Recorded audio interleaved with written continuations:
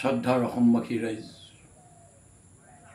অসমবাসী তথা ভাৰত লগতে বিশ্বৰ চিৰ চিনাকি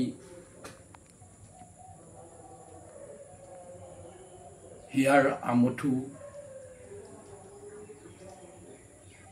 নৱপ্ৰজন্মৰ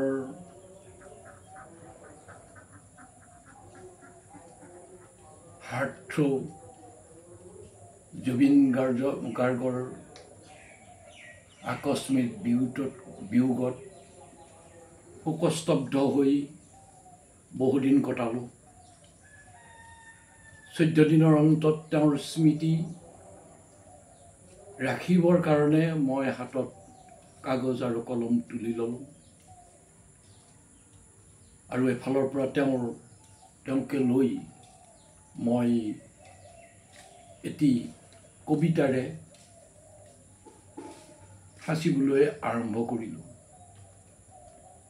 কবিতাটো এনেকুৱা শ্ৰদ্ধাঞ্জলি, প্ৰফুল্ল শৰ্মা, 30/9/2025।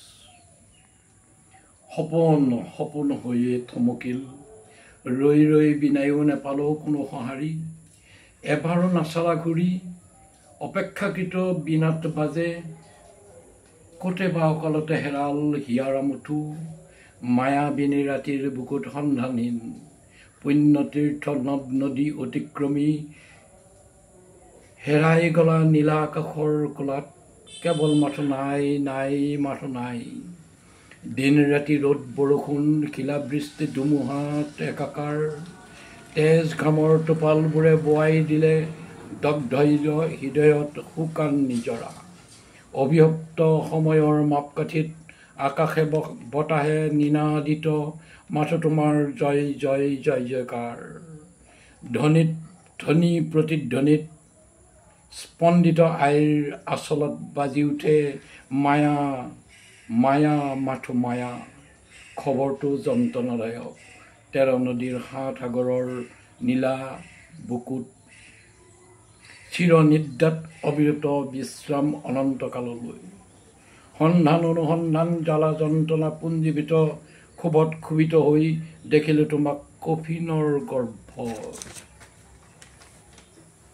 আকাশ গোমা হ'ল, কণ্ঠ হেৰাল জীৱ জন্তুৰ, অশান্ত হৃদয়ত ছটিয়াব কোনেনো শান্তিৰ শীতল নিজৰা। সুধিছোঁ তোমাক আহিবানে আকৌ বহুদিনৰ চিনাকি ধুমুহা জাকৰ সতে, সুগন্ধিত তুলসী মালাৰ দৰে গাঁঠি থোৱা শব্দ সুৰ লহৰ, মধুময় ভাষাৰ গীতবোৰৰ লহৰ তুলিবলৈ, কণ্ঠত সৰস্বতীক জাগৃত কৰিবলৈ। আজি আবেগৰ আচৰত ক্ষত বিক্ষত হৃদয় লৈ সজল নয়নে এখোজি দুখোজিকৈ গৈ বেদীত দেখিলোঁ সজাই থোৱা তোমাৰ প্ৰতিচ্ছবি আৰু জ্বলন্ত এগছি বন্তি। ভগ্ন হৃদয়ৰ শিলাময় আবেষ্টনীৰ পৰা শত সহস্ৰ অঞ্জলি যাচিলোঁ এবাৰ দুবাৰ শত সহস্ৰবাৰ শ্ৰদ্ধাঞ্জলি। হে গীতিকাৰ, নাট্যকাৰ, অভিনয়কাৰ, ব্যক্তিত্বত বিমোহিত হৈ কাতৰ প্ৰাৰ্থনাৰে বিচাৰিলোঁ তোমাৰ বিদেহী আত্মাৰ চিৰ শান্তি। ওম শান্তি ওম শান্তি ওম শান্তি।